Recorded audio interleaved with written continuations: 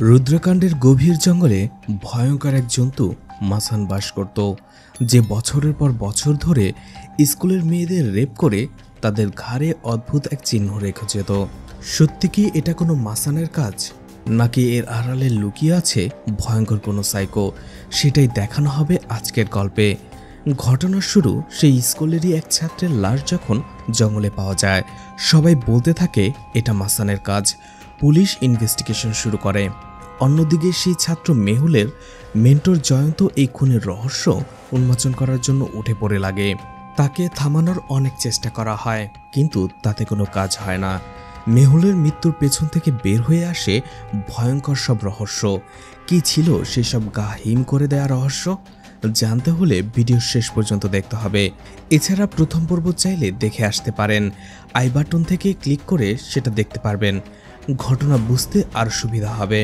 তো আজ এক্সপ্লেন করতে যাচ্ছি 2021 সালে হিন্দি ভাষায় মুক্তি পাওয়া ওয়েব সিরিজ ক্যান্ডি এর সিজন 1 দ্বিতীয় পর্ব। তো hi guys, welcome to my channel ফিল্মের গল্প।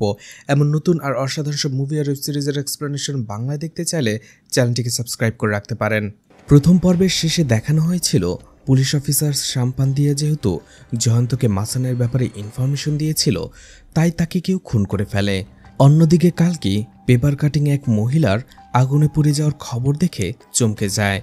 এপিসোড 5-এর শুরুতেই দেখা যায় মানি রানাওয়াতকে মাসানের উৎসর্গ করে একটি পশু বলি দেয় আর পূজা পাঠ করে। এরপরে জয়ন্তকে দেখা যায় ঋতিকাকে নিয়ে হেডমাস্টার থমাস এবং ফাদারের কাছে আসে। জিজ্ঞেস করে, ঋতিকা আপনাকে ওর উপরে যে মাসান অ্যাটাক করেছিল সেটার ব্যাপারে বলতে এসেছিল, কিন্তু আপনি শোনেননি কেন? থমাস বলে, তুমি যেটা বলেছ সেটা বিশ্বাস করার মতো না। ঋতিকা বলে, ফাদার আমাকে বলেছিল দোষটা আমার, কারণ সঞ্জয়ের সাথে আমার যাওয়াটা ঠিক হয়নি। থমাস বলে, তোমরা বাচ্চারা নিজেদের দোষ ঢাকার জন্য যে কোনো গল্প বলতে শুরু করো। জয়ন্ত তখন বলে, আপনার তো উচিত ছিল ঋতিকার বাবা মাকে খবরটা দেয়ার যে তাদের মেয়ের ওপরে সেক্সুয়াল অ্যাসল্ট হয়েছে। এছাড়া ফাদার মার্কাসকে জয়ন্ত বলে, আপনি ঋতিকার মাইন্ড কিভাবে কাউন্সিল করেছেন? সে তো এখনও সেই ঘটনা ভুলতেই পারেনি। থমাস বলে, আপনি এইভাবে ফাদার মার্কাসকে দোষারোপ করতে পারেন না, কারণ তাকে আমি গত 16 বছর ধরে চিনি। সে অনেক ট্রমাটাইজ ছেলেমেয়েকে ভালো করেছে। জয়ন্ত সেখান থেকে চলে আসে। জয়ন্ত ঋতিকাকে বলে, তুমি একবার সঞ্জয়ের সাথে কথা বলো। ওরা যদি মেহুলের মৃত্যু নিয়ে মুখ খোলে তাহলে অনেক কিছু জানা যাবে। এদিকে বায়ু বারবার রত্নাকে কল করছিল, কিন্তু রত্না তার কলটা রিসিভ করছিল না। তখনই বায়ুর কাছে সার্জি নামের একজন লোক কল করে। সেই সার্জি বায়ুকে কিছু একটা বলে। বায়ু বলে এর জন্য সে রেডি। ফোন রাখার পরেই বায়ুর বন্ধু আদিত্যা তাকে জিজ্ঞেস করে এই সার্জি কে, কিন্তু বায়ু কিছু বলে না।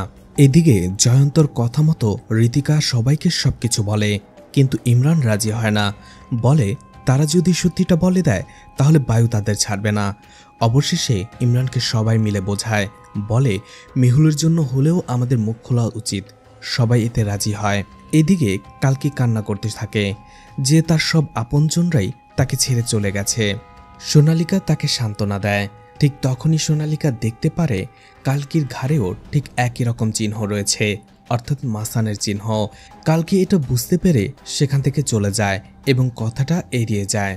এদিকে 4 বছর আগে রিনা নামের যে মেয়েটির ওপরে মাসান অ্যাটাক করেছিল, জয়ন্ত এবং রত্না তার সাথে দেখা করতে আসে, কিন্তু রিনার বাবা মা তাদের সাথে রিনার সাথে কথা বলতে দেয় না, কারণ রিনার অবস্থা তখনও খুব খারাপ ছিল। জয়ন্ত এবং রত্না তাদের বোঝায় যে শুধু রিনার সাথেই এমনটা হয়নি, স্কুলের আরও অনেক মেয়ের সাথে এমনটা হচ্ছে। আমরা যদি সচেতন না হই এবং আসল সত্যটা যদি জানতে না পারি তাহলে এমন অনেক মেয়ের জীবন নষ্ট হবে। অবশেষে রিনার বাবা মা রাজি হয় এবং রিনার সাথে তারা কথা বলতে থাকে, কিন্তু রিনা তখনও খুব ট্রমাটাইজ ছিল, কারোর সাথে কথা বলতো না। রিনার বাবা মা বলে অনেক চিকিৎসা করার পরেও রিনার মানসিক অবস্থা ঠিক হয়নি। ডক্টররা রিনার সাথে কথা বলে যতটুকু জানতে পেরেছে তার ভিত্তিতেই তারা মাসানের একটি স্কেচ তৈরি করেছে, কিন্তু রিনার মা বলে কোনো মাসান নেই, এই সব কিছু বায়ুর কাজ। কারণ যেদিন রিনার ওপরে মাসান অ্যাটাক করেছিল সেই দিন শেষবারের মতো বায়ু রিনার সাথে দেখা করেছিল। কথাটা শুনে রত্না খুব কষ্ট পায়, কারণ রত্না বায়ুকে ভালোবাসত। রিনার বাবা মা মনে করে রুদ্রকাণ্ডের যেসব ঘটনা আর খুন হচ্ছে এই সব কিছুর পেছনেই মানি রানাওয়াত আছে এবং তার ছেলে রয়েছে, কিন্তু ভয়ে কেউ মুখ খোলে না। রত্না রিনাকে জিজ্ঞেস করে, সত্যি কি বায়ু তোমার উপরে অ্যাটাক করেছিল? প্রশ্নটা শুনতেই রিনার অবস্থা আরও খারাপ হয়ে যেতে থাকে। সে আরও বেশি উত্তেজিত হয়ে পড়ে, যার ফলে তারা রিনার সাথে আর দেখা করতে পারে না, কথা বলতে পারে না, সেখান থেকে চলে আসে। বাইরে আসার পরে জয়ন্ত বলে, ক্যান্ডি, মাসান, মেহুল এবং রিনা সবকিছুর সাথেই বায়ুর একটা লিঙ্ক রয়েছে। রিনা বলে, এর আগেও বায়ুর মতো অনেক অমানুষকে আমি শাস্তি দিয়েছি, প্রয়োজন হলে আবার দেব। রিনার সেই স্কেচটা তারা দেখে। এদিকে মানি রানাউত চলে আসে বায়ুর কাছে।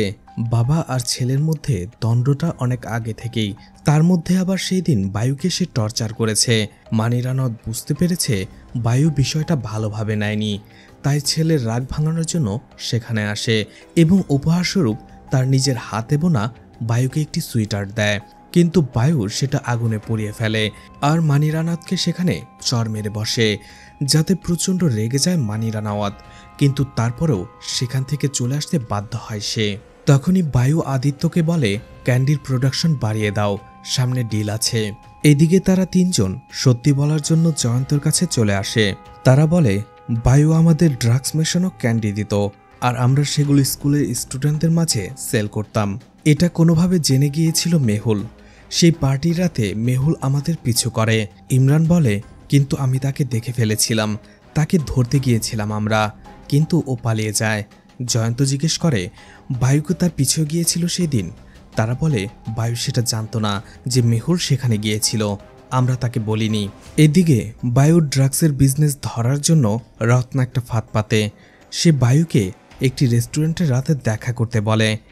বায়ু আদিত্যকে নিয়ে দেখা করতে চলে আসে। বায়ু ডিসাইড করে আজকেই সে রত্নাকে বিয়ের জন্য প্রপোজ করবে, কিন্তু রত্না সেখানে আসে না। বায়ু আদিত্যকে নিয়ে সেখানে চলে আসলেও রত্নার কোনো খোঁজ নেই। এতে প্রচণ্ড রেগে যায় বায়ু আর সেখানে বসে ড্রিঙ্কস করতে থাকে। এদিকে সোনালিকা কালকে ঘাড়ে থাকা চিহ্নটার কথা জয়ন্তকে বলে ও এই কথাটা আমাদের কেন বলেনি। তখনই রত্না জয়ন্তকে কল করে, বলে বায়ুর কারখানায় যেতে হবে যাতে আমরা এভিডেন্স কালেক্ট করতে পারি। এর কিছুক্ষণ পরেই কারখানার সিসিটিভি ফুটেজে আদিত্য দেখতে পায় রত্না এবং জয়ন্ত কারখানায় লুকিয়ে ঢুকছে। এটা দেখেই বায়ুকে রেখেই আদিত্য সেখান থেকে আসতে থাকে। অন্যদিকে রত্না আর জয়ন্ত কারখানায় ঢুকে পড়ে লুকিয়ে। ক্যান্ডিতে যে ড্রাগস মেশানো হয় সেটার বিভিন্ন প্রমাণ সংগ্রহ করতে থাকে। ঠিক তখনই জয়ন্তর উপরে হামলা করে আদিত্য, তাকে গুলি করতে যাবে। ঠিক তখনই এপিসোড 5 শেষ হয়ে যায়। এপিসোড 6-এর শুরুতে দেখা যায় জয়ন্তকে এখনও গুলি করেনি আদিত্য। সেখানে চলে আসে রত্না এবং জয়ন্তকে বাঁচানোর চেষ্টা করে, কিন্তু আদিত্য তাকে গান পয়েন্টে নিয়ে রেখেছিল। এই জন্য রত্না তার গানটা ফেলে দিতে বাধ্য হয়। আদিত্য বলে, মোবাইল দিয়ে যে ভিডিওগুলো করেছো মোবাইলটা আমাকে দাও। রত্না দিতে বাধ্য হয়। আদিত্য সেই মোবাইলটাও সেখানে ভেঙে ফেলে। এছাড়া আদিত্য তাদের বলে, তোমরা যতটা সত্যি দেখছো সত্যটা তার থেকেও অনেক বেশি গভীর, এবং তাদের সেখান থেকে চলে যেতে বলে। তারা দুইজনই আদিত্যর কথা শুনে অবাক হয়। বাইরে এসে ভাবতে থাকে, আদিত্য তো চাইলেই তাদের দুজনকেই সেখানে মেরে ফেলতে পারত, তাহলে মারল না কেন? আদিত্য ঠিকই বলেছে, সত্যি আমরা যেটা দেখছি তার থেকেও অনেক বেশি গভীর। এদিকে রিনা তার বাবা মাকে বলে সে সবকিছু সবার কাছে খুলে বলতে চায়। এদিকে জয়ন্ত সেই স্কেচটা নিয়ে কিছুটা রিসার্চ করে। জয়ন্ত ইন্টারনেটেও ঠিক একই ধরনের একটা স্কেচ দেখতে পায়। এর পরদিনই দেখা যায় রিনা আবারও সেই স্কুলে আসে। সেখানে শুধু রিনা নয়, মাসানের উপরে যে কয়জন মেয়ের উপরে অ্যাটাক করেছিল এবং জানা গিয়েছে যে তাদের উপরে মাসান অ্যাটাক করেছিল, তাদের নিয়ে একটি মিটিং করা হয়। সেখানে রত্না এবং জয়ন্তও ছিল। সবার ভাষ্যমতেই তারা ক্যান্ডি নেওয়ার পরে যখন কোথাও দূরে গিয়েছিল ঠিক তখনই তাদের উপরে মাসান অ্যাটাক করেছে। ঋতিকা সহ বাকি সবাই বলতে থাকে, কেউ আমাদের কথা বিশ্বাস করতো না। আমরা যখন হেডমাস্টার থমাস এবং ফাদার মার্কাসকে এই কথাগুলো বলতাম, ফাদার মার্কাস বলতো দোষটা আমাদেরই। আমাদের বিএফের সাথে ওইভাবে সময় কাটানো ঠিক হয়নি, যার মধ্যে আমাদের ভেতরে একটা অপরাধ বোধ কাজ করত। রত্না রিনাকে জিজ্ঞেস করে, বায়ু কি মাসান? রিনা বলে, না, বায়ু মাসান নয়, কারণ বায়ু তো সেদিন আমাকে সেখান থেকে নিয়ে যেতে চেয়েছিল। সেই ঘটনার পর থেকে আমি সবসময় আফসোস করতাম কেন আমি বায়ুর সাথে সেদিন গেলাম না। গেলে হয়তো আমার সাথে সেই ঘটনাটা ঘটতো না। সেই ঘটনার পরে বায়ু আমার সাথে লুকিয়ে দেখা করতে এসেছিল। সে আমার কাছে ক্ষমা চাইছে, বলেছে সেদিন আমাকে তার ছেড়ে যাওয়া ঠিক হয়নি, না হলে এমনটা ঘটতো না। বায়ু দেখতে যতটা খারাপ, আসলে সে ততটা খারাপ নয়। ও অনেক ভালো একজন মানুষ। সেখানে সবাই সবার ঘটনা বললেও সাবিহা নামের একটি মেয়ে বলে এই মাসান টাসান কোনো কিছুই নয়।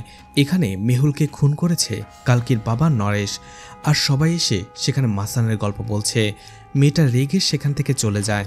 এদিকে আদিত্য এবং বায়ু এসে মানিরানতের ক্যান্ডি ফ্যাক্টরি দখল করে নেয় আর বলে আজকে থেকে এটা আমার।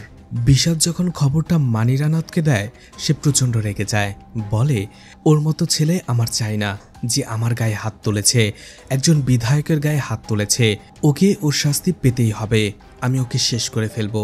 বিষাদ বলে এমনটা করবেন না, ও আপনার ছেলে, ওর সাথে ঠান্ডা মাথায় বসে কথা বলুন।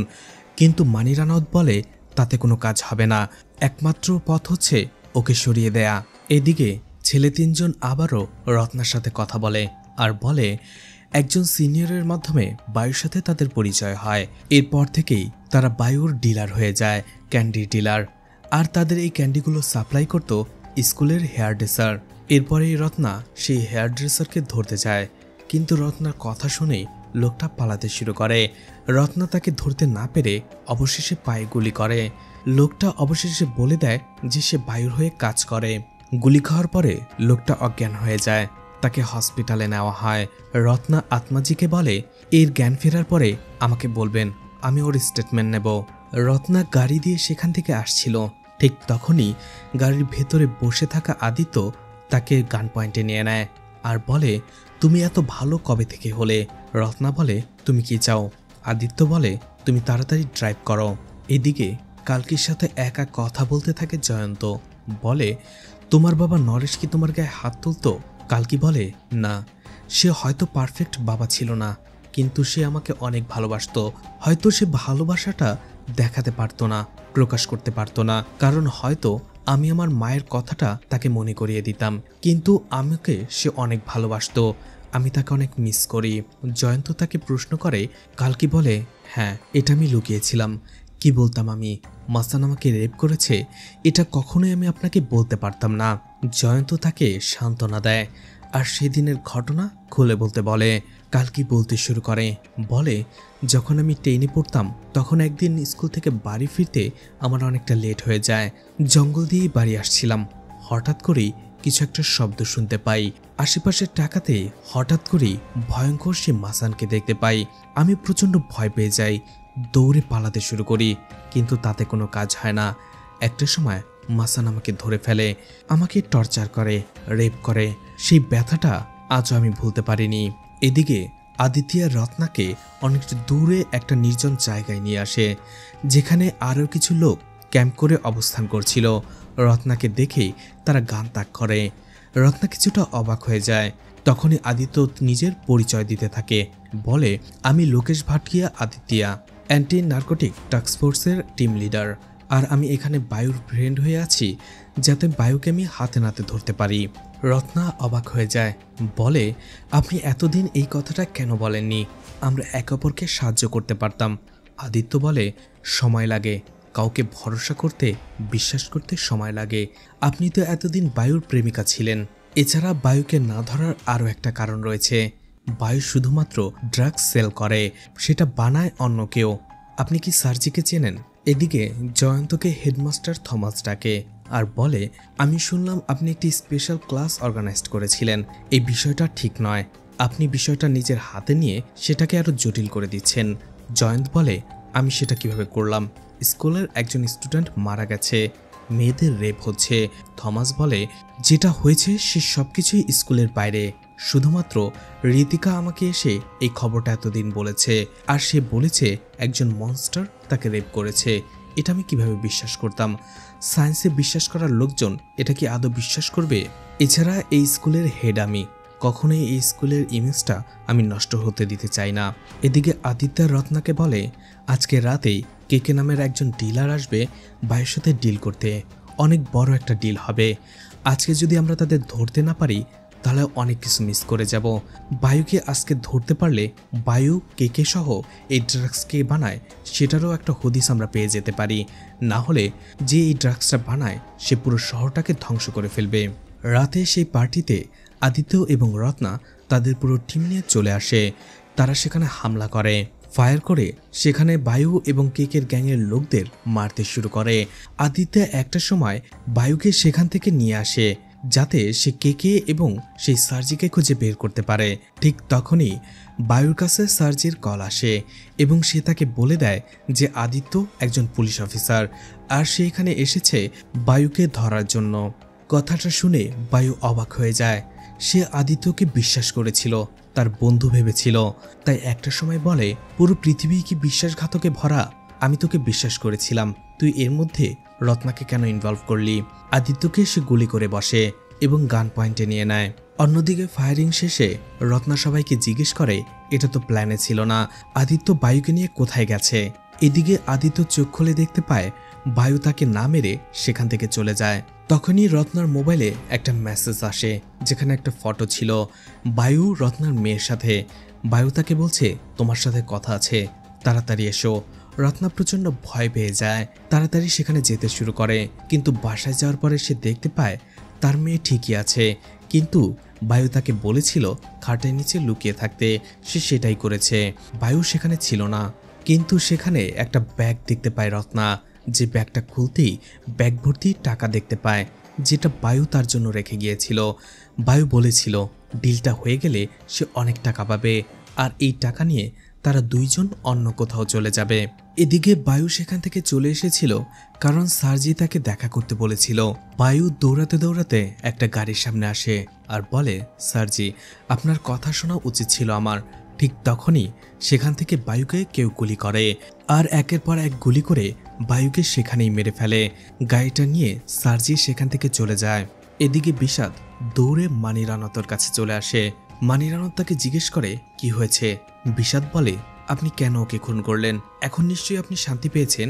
এটা বলে মানিরানতকে সে একটা চর মেরে বসে। বিষাদ বলে, ছোটবেলা থেকে আমি লালন পালন করেছি, বড় করেছি, আপনি বললেই পারতেন, আমি ওকে নিয়ে অন্য জায়গায় চলে যেতাম। মানিরানত বুঝতে পারে না বিষাদ কার কথা বলছে। বিষাদ বলে, বায়ুকে কেন খুন করলেন?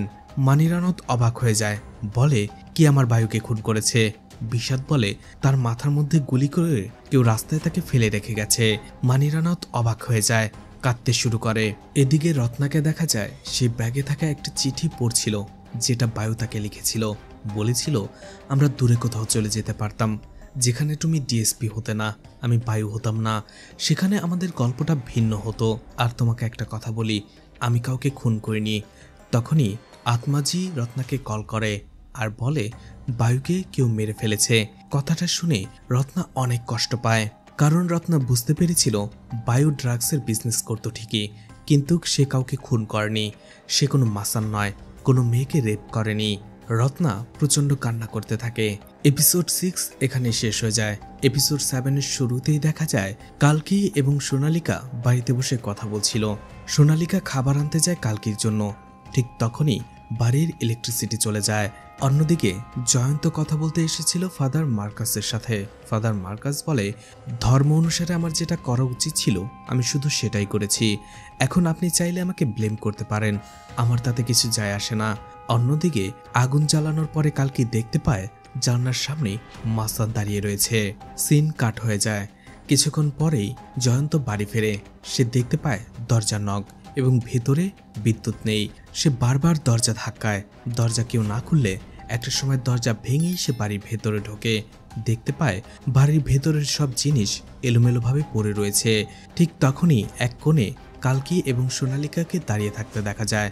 তারা দুজনেই খুব ভয় পেয়েছিল। সোনালিকা ভয়ে ভয়ে বলে, মাসান এসেছিল।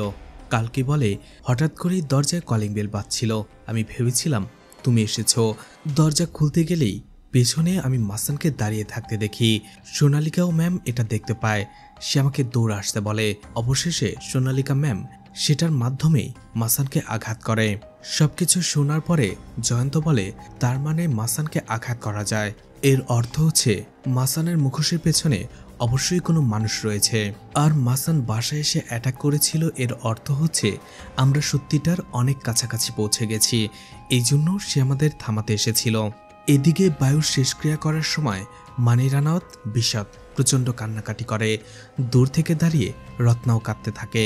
এদিকে জয়ন্ত বলতে থাকে, তোমার বাবাকে খুনের কেসে ফাঁসানো, শ্যাম পান্ডিয়াকে হত্যা করা, বাড়িতে অ্যাটাক করা, এই সব কিছুই হয়তো ড্রাগসের বিজনেসটাকে ধামাচাপা দেওয়ার জন্য। আমার মনে হয় আমি জানি মাসানটাকে। জয়ন্ত ভেবেছিল এই সব কিছুর পেছনে হয়তোবা মানি রানাওয়াত বা বায়ু আছে, কিন্তু রত্নাকে যখন সে কল করে এবং সবকিছু খুলে বলে, রত্না বলে বায়ু মারা গেছে, কেউ তাকে খুন করে ফেলেছে। জয়ন্ত সরি বলে ফোনটা রেখে দেয়। এদিকে রত্না রেগে হসপিটালে আদিত্যর কাছে চলে আসে, তাকে গান পয়েন্টে নেয় আর বলে, আমাদের প্ল্যানে ছিল না বায়ুকে খুন করা, কেন খুন করলে? তখন আদিত্য বলে, বায়ুকে আমি খুন করিনি, ওর সার্জি খুন করেছে। রত্নাকে আদিত্য তখন একটা প্রমাণ দেখাতে থাকে যে এই ক্যান্ডিটা এইখানেই, মানে এই রুদ্রকাণ্ডেই প্রথম নয়, এটা নতুন কোনো ড্রাগস নয়। এর আগের নাম ছিল X66, যেটা থাইল্যান্ড, কম্বোডিয়া সহ আরও কয়েকটা দেশে পাওয়া যেত। 6 বছর আগেও সেসব দেশে এই ড্রাগসটা অ্যাভেলেবেল ছিল। এরপরে সেই সব দেশে হঠাৎ করে ড্রাগসটা একেবারে বন্ধ হয়ে যায়, ভ্যানিশ হয়ে যায়। আর 4 বছর আগে এই ড্রাগসটা রুদ্রকুণ্ডে পাওয়া যায়। সার্জি থাইল্যান্ড থেকে সেই ড্রাগসটাকে একেবারে রুদ্রকুণ্ডে নিয়ে আসে এবং এটার নাম দেয় ক্যান্ডি। আর বায়ুকে সে তার ডিলার বানিয়ে নেয়। এরপরে গতকালকের পার্টিতে যখন আমরা অ্যাটাক করলাম এবং তাদের ডিলটা ক্যান্সেল হয়ে গেল, তখন সার্জি তাকে এলিমেন্ট করে দেয়, অর্থাৎ মেরে ফেলে, যাতে সার্জির মুখোশটা না খুলে যায়। রত্ন বলে, ঠিক আছে, গত 4-5 বছরে রুদ্রাকাণ্ডে যত নতুন মানুষ এসেছে আমি তাদের লিস্ট বের করছি। এদিকে জয়ন্ত রেগে মানি রানাওয়াতের বাসায় চলে আসে আর বলে, আপনার এত বড় সাহস হলো কি করে? আপনি আমার ফ্যামিলির উপরে কেন অ্যাটাক করলেন? আমি জানি আপনি মাসান, আপনি আমার স্ত্রী এবং কালকিকে খুন করার চেষ্টা করেছিলেন। মানি রানাওয়াত বলে, এটা মিথ্যে, আমি মাসান নই। জয়ন্ত বলে, ঠিক আছে, আপনি যদি মাসান নাই হবেন, আপনার বুকটা আমাকে খুলে দেখান। আমার স্ত্রী মাসানের বুকের ভেতরে আঘাত করেছিল। মানি রানাওয়াত তাই করে। সঞ্জয় বুঝতে পারে তার ধারণা ভুল ছিল। তখন মানি রানাওয়াত বলে, আপনার মতো আমিও সন্তান হারিয়েছি। তখনই মানি রানাওয়াত 15 বছর আগের একটি ঘটনা বলতে থাকে। জঙ্গলে একদিন শিকার করতে যেয়ে সে নিজেই একটি পশুর আঘাতে একেবারে আহত হয়ে পড়ে। ঠিক তখনই সেখানে একটি মেয়ে আসে আর মানি রানাওয়াতকে সেই যাত্রায় বাঁচিয়ে নেয়। মেয়েটি মানি রানাওয়াতকে নিজের বাসায় নিয়ে যায় এবং সেবা করে সুস্থ করে তোলে। মেয়েটির হাজব্যান্ড দূরে কোথাও কাজ করত, মেয়েটি বাড়িতে একাই থাকতো। আমার সাথে থাকতে থাকতে কখন যে মেয়েটি আমাকে ভালোবেসে ফেলেছে আর আমি মেয়েটিকে ভালোবেসে ফেলেছি বলতেই পারবো না। একাকিত্ব আমাদের দুজনকেই একে অপরকে ভালোবাসতে বাধ্য করেছিল। আমি শহরে থাকা একটা মানুষ, কিন্তু রুদ্রাকাণ্ডের জঙ্গলের সে মেয়েটিকে আমি ভালোবেসে ফেলেছিলাম। একটা সময় আমি সুস্থ হয়ে যাই, শহরে ফিরে আসি, কিন্তু কয়েক সপ্তাহ পরে আমি আবারও সেখানে যাই। মেয়েটিকে আমার ভালোবাসার কথা বলি আর তাকে আমার সাথে চলে আসতে বলি, কিন্তু আমি জানতে পারি সে তার হাজবেন্ডকে রেখে কখনোই আসতে পারবে না। দুজনকে ভালোবাসতাম ঠিকই, কিন্তু আমাদের এক হওয়া হবে না। এরপরে 9 মাস পরে সেই মেয়েটি আমাকে আবারও ডেকে পাঠায়। তখন আমি জানতে পারি আমরা যখন এক হয়েছিলাম তখন সে প্রেগনেন্ট হয়েছিল, আর সেখান থেকেই আমাদের একটি মেয়ে হয়েছে। আর আমি যাকে ভালোবাসতাম সেই মেয়েটি ছিল নরেশের স্ত্রী। অবশেষে সেই মেয়েটির টানেই আমি রুদ্রাকাণ্ডে ঠেকে গিয়েছিলাম, আর কালকি ছিল আমার সেই মেয়ে। কথাগুলো শুনে অবাক হয়ে যায় জয়ন্ত। বলতে থাকে, তাহলে এতদিন কালকিকে আপনি আপনার আপন করে নেননি কেন? মানি রানাওয়াত বলে, একটা ভুল করে ফেলেছিলাম। কয়েক বছর পরে নিজের মেয়েকে ছাড়া থাকতে না পেরে আমি নরেশের কাছে চলে গিয়েছিলাম। বলেছিলাম, নীলা তোমাকে ভালোবাসে না, নীলা আমাকে ভালোবাসে, আর কালকি আমার মেয়ে, তুমি ওকে আমাকে দিয়ে দাও। কিন্তু নরেশ কালকিকে দেয়নি। অন্যদিকে আমার এই ঘটনার জন্য নরেশের চোখে বদনাম হয়ে গিয়েছিল নীলা। অন্যদিকে নীলা এসব ঘটনার জন্য নিজেকে দায়ী করে, এই জন্য আগুন জ্বালিয়ে নিজেকে জ্বালিয়ে দেয়। এই পুরো দৃশ্যটাই দেখে আমার মেয়ে কালকি। 8 বছরের ছোট বাচ্চা মেয়ের মধ্যে কি একটা প্রভাব ফেলেছিল এই ঘটনাটা, সেটা তো বুঝতেই পারছেন। সেই দিনের পর থেকে আমি একেবারেই ভেঙে পড়েছিলাম, শেষ হয়ে গিয়েছিলাম। কালকিকে আমি আর নিজের করে নিতে পারিনি। নরেশ খুব ভালো মানুষ ছিল, মা ছাড়া মেয়েটাকে সে খুব যত্ন করে বড় করে তুলেছে। কিন্তু আজকে দেখুন কি হলো, নরেশ চলে গিয়েছে, কালকি আপনার কাছে, আর অন্যদিকে আমি আমার ছেলেটাকে হারিয়েছি।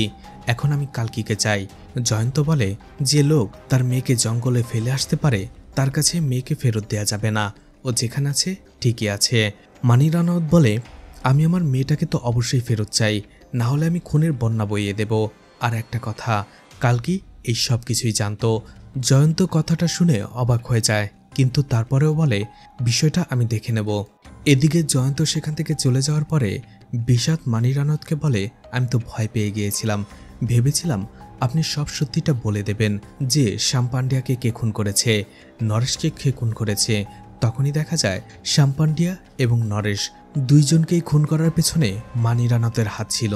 মানি রানাউত তখন বলে, সত্যিটা সবার কাছে আলাদা হয়। এরপরে জয়ন্ত দেখা করে রত্নার সাথে, আর কালকির ব্যাপারে আর মানি রানাউতের ব্যাপারে সবকিছু খুলে বলে। জয়ন্ত বলে, কালকি মেয়েটার উপরে এত ছোট বয়সে অনেক কিছু ঘটে গেছে। এরপরেই জয়ন্ত রত্নাকে আরও একটা জিনিস দেখায়, একটা পেপার কাটিং, যেখানে থাইল্যান্ডেও ঠিক একই রকমভাবে মাসানের মতো এক মনস্টার মেয়েদের রেপ করত। রত্না তখন আদিত্য তাকে যে ঘটনাগুলো বলেছিল সেগুলো বলতে থাকে, আর বলে এই দুইটার মধ্যে অবশ্যই কোনো কানেকশন রয়েছে। এদিকে বিষাদ এবং মানি রানাউত দাঁড়িয়ে কথা বলছিল বায়ুর ব্যাপারে। বিষাদ তখন আদিত্যর ছবিটা দেখায় আর বলে, এর জন্যই বায়ুকে মরতে হয়েছে। তারা আসলে ভেবেছিল আদিত্য যেহেতু পুলিশ অফিসার, আদিত্যই হয়তো বায়ুকে খুন করেছে। এদিকে জয়ন্ত কালকির কাছে আসে আর বলে, তুমি কি জানতে মানি রানাউত তোমার বাবা? কালকি বলে, হ্যাঁ, মা আমাকে বলেছিল আমি কার মেয়ে, কিন্তু ছোটবেলা থেকে এখন পর্যন্ত আমি শুধু একজন মানুষকেই আমার বাবা ভেবে এসেছি, সেটা হচ্ছে নরেশ। আর আমার বাবা মারা যাওয়ার পরে আমি আপনাদের সাথেই ভালো আছি। এটা শুনে সঞ্জয় এবং সোনালিকা দুজনেই খুব খুশি হয়ে যায়। এদিকে রত্নাকে কল করে আদিত্যা আর বলে, আমার কাছে কিছু ইনফরমেশন আছে। থাইল্যান্ডেও একজন স্কুল স্টুডেন্টের উপরে অ্যাটাক হয়েছিল যেদিন সে এই ড্রাগসটা নিয়েছিল, আর সেই অ্যাটাকটাও ছিল মাসানের মতোই, অর্থাৎ মেয়েটাকে রেপ করা হয়েছিল। এদিকে হেডমাস্টার থমাস এবং ফাদার মার্কাস জয়ন্তদের বাড়িতে কোনো একটা আচার অনুষ্ঠান করে। এটা জয়ন্ত দেখে বলে, আপনারা কি করছেন? থমাস বলে, আমি শুনেছি কালকে রাতে আপনার বাসায় মাসান অ্যাটাক করেছিল। ফাদার মার্কাস বলে, আমি আসলে এতদিন এই বিষয়টা বিশ্বাস করতে পারিনি, কিন্তু আমি ভুল ছিলাম। ফাদার মার্কাস জয়ন্তকে তার সাথে আসতে বলে আর গত রাতের ঘটনা খুলে বলতে থাকে যে চার্চের বাইরেই সে বসে প্রে করছিল। ঠিক তখনই হঠাৎ করেই সে কিছু একটা লক্ষ্য করে। সিসিটিভি ফুটেজে যখন এই বিষয়টা সে দেখে, সে দেখতে পায় দুটো চোখ জ্বলজ্বল করছে, আর মেয়েরা যে ধরনের বর্ণনা দিয়েছে ঠিক একই ধরনের বর্ণনার অনুযায়ী মাসানোর মতো কেউ একজন দাঁড়িয়েছিল। এদিকে রত্না রুদ্রাকাণ্ডে গত 4-5 বছর ধরে যেসব নতুন মানুষ এসেছিল তাদের ফাইলগুলো চেক করতে থাকে। সেখানে আত্মাজি এবং আরও একজন পুলিশ অফিসার তাকে হেল্প করে। ফাদার মার্কাস বলে, আমি তাকে ফলো করেছিলাম, কিন্তু একটা সময় আমি তাকে হারিয়ে ফেলি। জয়ন্ত এবং ফাদার মার্কাস জঙ্গলের সেই দিকটায় আসতে থাকে যেদিকে মাসানকে দেখা গিয়েছিল। তারা হাঁটতে হাঁটতে অনেকটাই টায়ার্ড হয়ে পড়ে। ফাদার মার্কাস তাকে কফি খেতে দেয়। কফি খাওয়ার কিছুক্ষণ পরে জয়ন্তর চোখটা আরও বেশি লেগে আসে। একটা সময় সে ফাদার মার্কাসকে হারিয়ে ফেলে, তাকে জোরে ডাকতে শুরু করে। এদিকে আত্মাজি এবং রত্না অবশেষে একজন লোককে খুঁজে পায় যে থাইল্যান্ডে এবং রুদ্রাকাণ্ডে দুই জায়গায় ছিল, আর সেটা হচ্ছে ফাদার মার্কাস। এদিকে জয়ন্তকে দেখা যায় তার পেছনেই দাঁড়িয়ে ছিল সেই মাসান। এখানেই এপিসোড 7 শেষ হয়ে যায়। এপিসোড 8-এর শুরুতেই দেখা যায় অচেতন জয়ন্তকে মাসান টেনে কোথাও নিয়ে যাচ্ছে। অবশেষে মাসান তার মুখোশ খোলে, সেটা ছিল ফাদার মার্কাস। ফাদার মার্কাস বলে, কেন আপনাদের এত ইনভেস্টিগেশন করতে হবে? সবকিছু তো খুব ঠিকঠাকভাবে চলছিল, কেন আপনারা আমাকে এত কষ্ট দেন? জয়ন্ত সেখানে উঠে দাঁড়াতে পারছিল না। আসলে কফির সাথে সেই X66 ড্রাগসটা মিশিয়ে দিয়েছিল ফাদার মার্কাস। ফাদার মার্কাস বলে, আসল ফাদার মার্কাস একদিন আমার সাথে রাস্তায় দেখা হয়ে যায়। আমি তার সাথে কথা বলে জানতে পারি সেখানে আসছে। অবশেষে তাকে মেরে কবরে শুয়ে রেখে আমাকে এখানে আসতে হয়েছে। মার্কাস দেখতে পায় জয়ন্ত এখনো অচেতন হয়নি, তাই সে ড্রাগসটা সে তাকে আবারও দিতে চায়, আর সেটা তাকে ইনজেক্ট করে দেয়। এদিকে রত্না এবং আত্মাজি তারা চলে আসে জয়ন্তের বাসায়, কিন্তু সোনালিকা বলে ফাদার মার্কাস তাকে সাথে করে কিছুক্ষণ আগেই চার্চে নিয়ে গেছে। রত্না বুঝতে পারে ফাদার মার্কাস জয়ন্তর সাথে অবশ্যই কিছু করবে, তাই সে দ্রুত আসতে থাকে। এদিকে মার্কাস একটা লোহার দণ্ড গরম করতে থাকে। সে বলে, এখন আমার কত কাজ, তোমার শরীরে মাসানের চিহ্ন দিতে হবে, তোমার বুক চিরে কলিজাটা বের করে নিয়ে আসতে হবে, চোখ দুটো উপড়ে ফেলতে হবে, তারপরে জঙ্গলে ফেলে আসতে হবে। এত কাজ কেন আমাকে দিয়ে করাও? যখনই জয়ন্তকে সে চিহ্নটা দিতে যাবে, সিসিটিভি ক্যামেরায় দেখতে পারে মার্কাস রত্না সেখানে চলে এসেছে। এই জন্য চিহ্নটা না দিয়ে সে রত্নাকে মারার জন্য চলে যায়। এদিকে রত্না চার্চের ভেতরে ঢুকে কাউকে দেখতে পায় না। অবশেষে কিছুক্ষণ খোঁজাখুঁজির পরে একটা সময় সে নিচে একটা আন্ডারগ্রাউন্ড দেখতে পায়, সেখানেই চলে আসে। আর সেখানে ড্রাগস তৈরি করার অনেক প্রমাণ দেখে সে।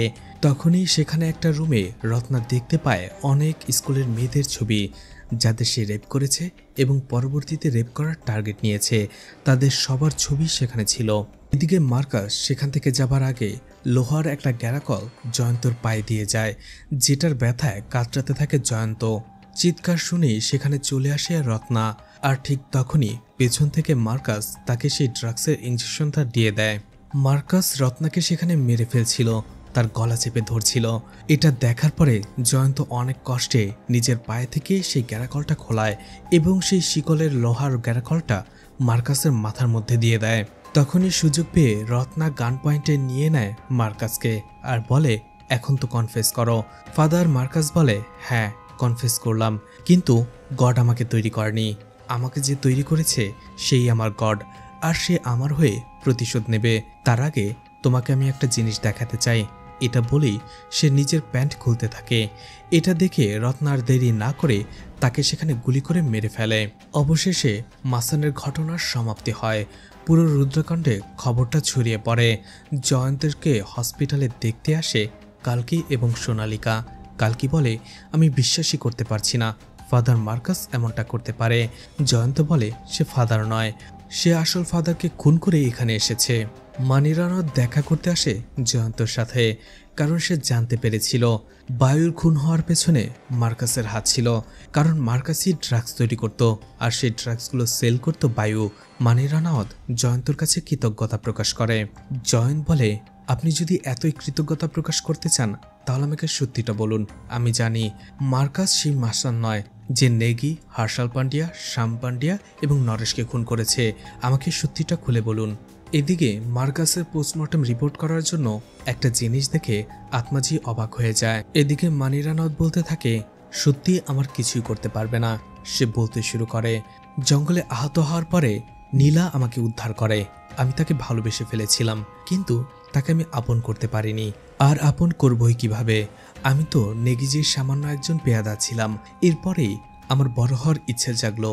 আমার পথের সামনে যেই এসেছিল তাকে আমি খুন করে ফেলেছিলাম আর নামটা দিয়েছিলাম মাসানের। কারণ নীলা যখন আমার সেবা শুশ্রূষা করত তখন সবসময় সে আমাকে পাহাড়ের মাসানের গল্প শোনাতো।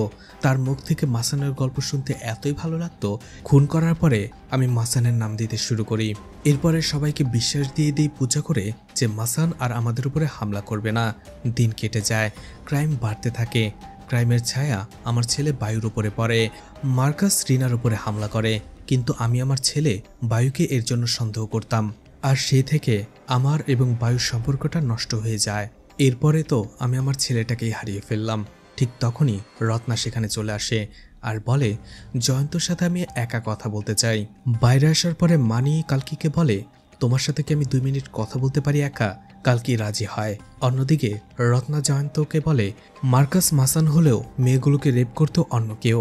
আত্মাজি বলে, কারণ মার্কাসের প্রাইভেট পার্টি নেই, সে রেপ করবে কি করে? রত্না বলে, সেই জন্য সে বলেছিল যে তাকে গড তৈরি করেনি, যে তাকে তৈরি করেছে সেই তার গড, আর তার গড বদলা নেবে। এই জন্যই সেই সময় প্যান্ট খুলে সেটা আমাদের দেখাতে চেয়েছিল। এদিকে মানি কথা বলতে থাকে কালকির সাথে, বলে, আমি তোমার বাবাকে ইচ্ছে করে খুন করিনি। কালকি বলে, আমি জানি কেন করেছেন। আপনার ছেলে বায়ুকে নিরাপদ রাখার জন্য। বায়ুকে নিরাপদ রাখার জন্যই সেই মার্ডার কেসটায় আপনি আমার বাবাকে ফাঁসিয়েছেন, লোভ দিয়ে বাবাকে মেরে ফেলেছেন। মানিরানাথ বলে, তুমি আমাকে ভুল বুঝছো। আসলে আমি আর নারেশ সবসময় তোমাকে সেফ রাখতে চেয়েছিলাম। জেলের ভেতরে যখন মানিরানাথ নরেশের সাথে দেখা করতে গিয়েছিল, সে নরেশকে বলেছিল আমাদের মধ্যে যে কোনো একজন বাবাকে মরতে হবে কালকিকে বাঁচানোর জন্য। তোমার জন্য আমার বাড়ির দরজা সবসময় খোলা, যখন মন চাইবে চলে আসতে পারো। এদিকে সব কথা শোনার পরে জয়ন্তর শুধু থমাসের কথাই মনে পড়ে, কারণ শুরু থেকেই থমাস মার্কাসকে প্রোটেক্ট করে আসছিল। একটা সময় সে এটাও বলেছিল মার্কাসকে সে 16 বছর ধরে চেনে, ফাদার মার্কাসকে।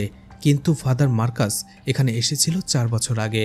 তার মানে থমাসই হচ্ছে মার্কাসের গড, যে মেয়েদের রেপ করত। তখনই জয়ন্তের নাম্বারে আননোন নাম্বার থেকে কল আসে। দেখা যায় কালকে কাঁদতে কাঁদতে বলছিল, আপনি কাউকে কিছু না বলে হসপিটালের বাইরে চলে আসুন, আমাকে বাঁচান। হসপিটালের সামনেই গাড়িতে কালকিকে গান পয়েন্টে নিয়ে বসেছিল থমাস। জয়ন্ত সেখানে যেতেই থমাস তাকে গাড়িতে উঠতে বলে এবং গাড়ি চালাতে বলে, কিন্তু গাড়িতে ওঠার সাথে সাথেই জয়ন্তকে সে ড্রাগসটা দিয়ে দেয় থমাস। নেশার ঘোরে জয়ন্ত গাড়ি চালাতে থাকে। থমাস তাকে আসল ঘটনা বলতে শুরু করে, বলে আমরা দুইজন মুম্বাইয়ের নর্দমার কিট ছিলাম। সেই নর্দমায় বিভিন্ন ধরনের খিদে থাকতো, কিন্তু আমার খিদেটা আলাদা ছিল। মেয়েরা যখন 13 থেকে 14 বছর হয়ে যায় তখন নিজেকে আমি আর কন্ট্রোল করতে পারি না। অর্থাৎ এইসব মেয়েগুলোকে থমাসই এতদিন রেপ করত। থমাস কালকিকে বলে, তোমার সাথে যা হয়েছে আমি করেছি। এরপরে বলে, ছোটবেলায় আমি আমার প্রথম রেপটা করে ফেলেছিলাম পাশের বস্তিরই একটা মেয়েকে। এটা যখন তার বাবা জানতে পারে, সে আমাকে ধরার জন্য আসে, কিন্তু আমাকে না পেয়ে সে মার্কাসের পাইপের পার্ট কেটে দেয়। আমার শাস্তি সে ভোগ করে। সেদিন থেকেই বলেছিলাম যে আমি মার্কাসকে কখনো ছেড়ে যাব না। সেই দিন থেকে আমরা দুইজন ভাই হয়ে গিয়েছিলাম। ও মেয়ে উঠাতো আর আমি রেপ করতাম। থমাস জয়ন্তকে বলে, তুমি তো তোমার মেয়ের শূন্যস্থানটা কালকিকে দিয়ে পূরণ করেছ, আমি আমার মৃত ভাইয়ের শূন্যস্থান কাকে দিয়ে পূরণ করাবো। বরফ ঢাকায় একটা জঙ্গলের ভেতরে নিয়ে আসে জয়ন্তকে। থমাস আরও বলে, অনেক কষ্টে আমি শিখেছি। মুম্বাই থেকে থাইল্যান্ড, থাইল্যান্ড থেকে কম্বোডিয়া, সেখানে যে অবশেষে আমি এই ড্রাগসটা বানানো শিখেছি। আমি আমার কষ্ট বিফলে যেতে দেব না। থাইল্যান্ডে আমার কাজটা একটু বেশি হয়ে গিয়েছিল, যার ফলে রাতের মধ্যেই ইন্ডিয়ায় পালিয়ে আসতে হয়। ভাগ্য ভালো, দিল্লিতে আইএস বিটের মধ্যে আমার ফাদার মার্কাসের সাথে দেখা হয়ে যায়। তাকে পেয়ে আমরা নতুন একটা সুযোগ পাই। মার্কাস প্রথমে আসল ফাদার মার্কাসকে খুন করে ফেলে, এরপরে তার আইডেন্টি চুরি করে নেয় এবং ফাদার মার্কাস হয়ে যায়। এবং ফাদার মার্কাস হিসেবে আমাকে সেই স্কুলের হেডমাস্টার হিসেবে প্রেফার করে। তাই সহজেই আমি চাকরিটা পেয়ে যাই, কারণ ফাদার মার্কাসকে তো আর কেউ না করতে পারবে না। এই রুদ্রকাণ্ডে মাসানের গল্পটা তো আগে থেকেই ছিল, আমি শুধু সেটাকে পুনরায় ব্যবহার করেছি। বলে, তোমাকে অনেকভাবে বোঝানোর চেষ্টা করেছি, থামানোর চেষ্টা করেছি, কিন্তু তুমি শোনোনি। শেষবারের মতো তোমার বাড়িতে গিয়েছিলাম তোমার স্ত্রী এবং কালকিকে ভয় দেখানোর জন্য, কিন্তু সে উল্টো আমাকে আহত করে ছেড়ে দেয়। থমাস কালকির মাথায় আঘাত করে তাকে অজ্ঞান করে সেখানে ফেলে রাখে, আর জয়ন্তকে একটি ফ্রোজেন লেকের উপরে যেতে বাধ্য করে। থমাস আরও বলে, এই ফ্রোজেন লেকের কোথাও আসল ফাদার মার্কাস লুকিয়ে আছে, তার মৃতদেহটা। তখনই সেই ফ্রোজেন লেকে কয়েকটা গুলি করে, যেখানে জয়ন্ত দাঁড়িয়েছিল, আর জয়ন্ত বরফ ভেঙে পানির নিচে পড়ে যায়, যেটা ওয়েব সিরিজের শুরুতে দেখানো হয়েছিল। আর জয়ন্ত এই সত্যিগুলোকেই সবাইকে জানানোর কথা বলছিল। এরপরেই থমাস যখন ফিরে আসতে যাবে, সেখানে সে কালকিকে আর দেখতে পায় না। কালকি তার পেছন থেকে এসে তার চোখ বরাবর আঘাত করে, এতে প্রচণ্ড আহত হয়ে যায় থমাস। অন্যদিকে কালকি দৌড়ে এসে ফ্রোজেন লেকে ঝাঁপ দেয় আর অনেক কষ্টে জয়ন্তকে বাঁচিয়ে নেয়। এরপরেই একটা ভয়েস ওভারের মাধ্যমে কালকি আমাদের কিছু কথা বলতে থাকে। রুদ্রাকুণ্ড শহরটা দেখতে উপর থেকে যতটা সুন্দর, ভেতর থেকে ঠিক ততটাই খারাপ। এখানে মানুষ আপনাকে ভেতর থেকে খেয়ে ফেলবে। আপনাকে নিজেকে চুজ করতে হবে যে আপনি কোনটা হবেন, গুড আর ইভিল।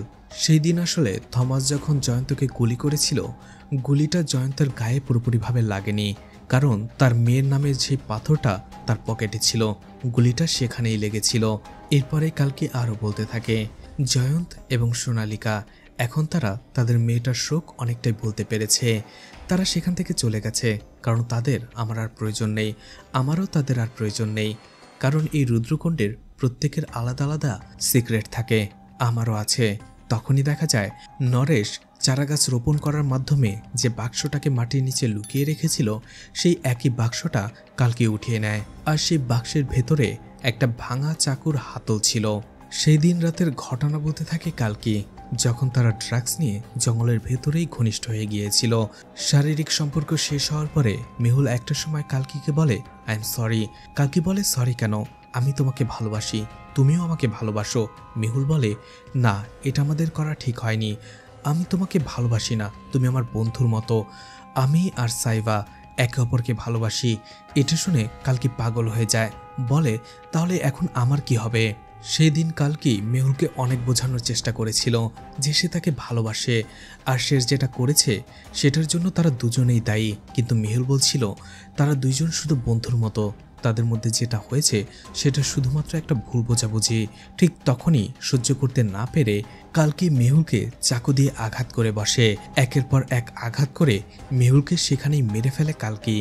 ড্রাগসের নেশায় কালকি তো মেহুলকে খুন করে ফেলেছিল, কিন্তু যখনই সে জ্ঞান ফিরে পায় সে বুঝতে পারে সে কি করে ফেলেছে। সে খুব ভয় পেয়ে যায়, দৌড়ে তার বাবা নরেশের কাছে চলে আসে। নরেশকে সে সবকিছু খুলে বলে। সবকিছু শোনার পরে বলে, তুমি কোথাও পালিয়ে যাও, আমি বলবো তুমি আমার সাথে ঝগড়া করে কোথাও পালিয়ে গেছো, আর আমি বাকি জিনিসটা দেখে নেব, তুমি পালিয়ে যাও। আমরা ভেবেছিলাম মেহুলের মৃত্যুর জন্য আমরা সবাই মাসানকে দায়ী করব আর আমি বেঁচে যাব, কিন্তু আমি বা আমার বাবা কেউ বুঝতে পারেনি চাকুর টুকরোটা যে মেহুলের পেটেই ছিল। এরপরেই নরেশ যখন এটা জানতে পেরে গিয়েছিল, সে পুলিশের হাত থেকে পালিয়ে মানিরানাথের কাছে চলে এসেছিল এবং সবকিছু খুলে বলেছিল। নরেশ বলে, আমি কি করব বুঝতে পারছিলাম না, এই জন্য রাতে সেই জঙ্গলে যেয়ে মেহুলের লাশটাকে আরও কয়েকবার আঘাত করে গাছের ভেতরে টানিয়ে দেয়। এরপরে কালকির রক্তাক্ত জামাকাপড়গুলো পুড়িয়ে ফেলি, নিজের গায়ে আঘাত করি। যখন এই কেসটা নিয়ে পুলিশ আরও বেশি ইনভেস্টিগেশন করতে গিয়েছিল, ঠিক তখনই নরেশ এবং মানিরানাথ মিলে প্ল্যানটা করে। অর্থাৎ নরেশ জানতো যে মানিরানাথের লোকেরা এসে তাকে টেনে হিস্ট্রি নিয়ে যাবে এবং মেরে ফেলবে, যাতে পুলিশ এই কেসটা নিয়ে আর আগে বাড়তে না পারে, কালকির নামটা সামনে না চলে আসে।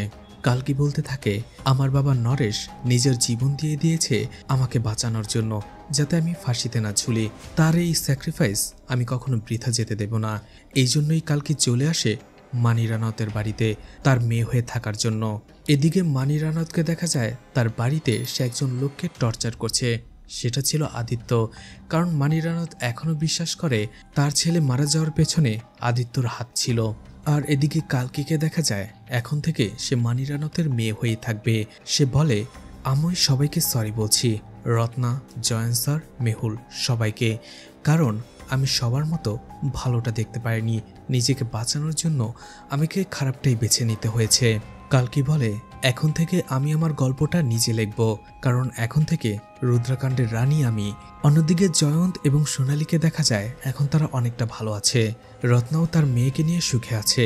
এরপরেই থমাসকে দেখা যায় যে তার একটা চোখ হারিয়ে ফেলেছে, কিন্তু এখনও সে বেঁচে আছে আর প্রতিষেধন নেশায় জ্বলছে। ঠিক তখনই এপিসোড 8 শেষ হয়ে যায়। অর্থাৎ যদি এর সিজন 2 বের হয় তখন দেখানো হবে থমাস কিভাবে কালকি এবং জয়ন্তের উপরে প্রতিশোধ নিয়েছিল। তো ওয়েব সিরিজটি আপনাদের কেমন লেগেছে কমেন্ট করে জানাতে পারেন। ভিডিওটি ভালো লাগলে লাইক, কমেন্ট, শেয়ার করে পাশে থাকতে পারেন। এছাড়া ভিডিওটি ভালো লাগলে চ্যানেলটিকে সাবস্ক্রাইব করে রাখতে পারেন, আর নতুন ভিডিওর নোটিফিকেশন পেতে চাইলে বেল বাটনটি অন করে রাখতে পারেন। এছাড়া আমার ফেসবুক পেজ এবং ইনস্টাগ্রাম আইডিটি ফলো দিয়ে রাখতে পারেন, যে কোনো প্রয়োজনে সেখান থেকে আমার সাথে কন্ট্যাক্ট করতে পারেন। ভিডিওটি এতক্ষণ ধৈর্য ধরে দেখার জন্য ধন্যবাদ। পুরো ভিডিওতে কোথাও কোনো ভুল হলে ক্ষমাস্বরূপ দৃষ্টিতে দেখবেন আশা করি।